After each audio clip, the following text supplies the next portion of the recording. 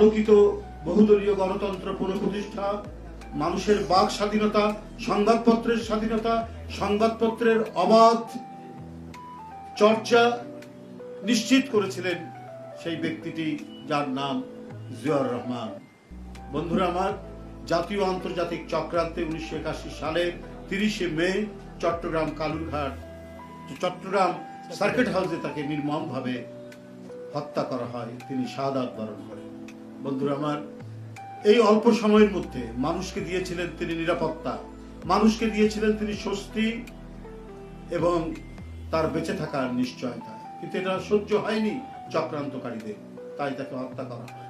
এরপরে তার সুযোগ্যা সহধর্মিণী দেশনেত্রী বেগম খালেদা জিয়া তার প্রদর্শিত পথ এবং তার যে রেখে যাওয়া পতাকা, সেই পতাকা হাতে ধারণ করে তিনি সেই বহুদলীয় গণতন্ত্রকে আবার হোসেন মোহাম্মদ এরশাদের সেই গণতন্ত্র হত্যার প্রচেষ্টার মধ্যে নতুন করে পুনরুজ্জীবিত করেছিলেন। 9 বছরের এক অসীম সাহসী সংগ্রামের মধ্যে দিয়ে তিনি আবার গণতন্ত্র প্রতিষ্ঠা করেছেন। বন্ধুরা আমার, এই পথ বেয়েই দেশ এগিয়ে যাচ্ছিল। কিন্তু আমরা বলেছি বারবার, সাম্রাজ্য আধিপত্যবাদী শকুনিরা খুবলে খুবলে খাওয়ার চেষ্টা করেছে এই দেশের মানচিত্রকে, এই দেশকে।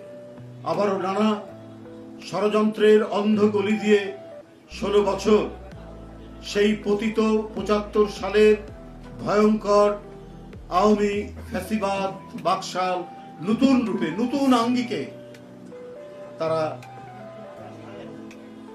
অধিষ্ঠান হয় বাংলাদেশের রাষ্ট্র ক্ষমতায়, এবং তারপরে চলেছে এই দেশ এক দুর্বিষহ দুঃশাসন, গুপ্ত হত্যা, বিরোধী রাজনীতিকে চিরতরে ধ্বংস করা, সংবাদপত্রকে চিরতরে পদদলিত করা এবং মুক্ত পথ এবং মতের রাজনীতিকে নিঃশেষ করার প্রচেষ্টা চালিয়েছে।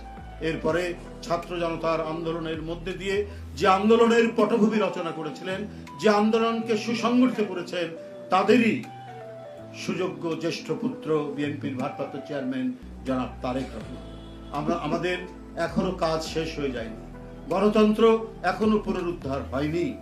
আমাদের সেই গণতন্ত্রকে পুনরুদ্ধারের জন্য আরো আমাদেরকে হয়তো বিপদ সংকুল পথ অতিক্রম করতে হবে, এবং এই কারণে আমাদের দলের সকল পর্যায়ের নেতাকর্মী এবং জাতীয়তাবাদী শক্তি তারা প্রস্তুত।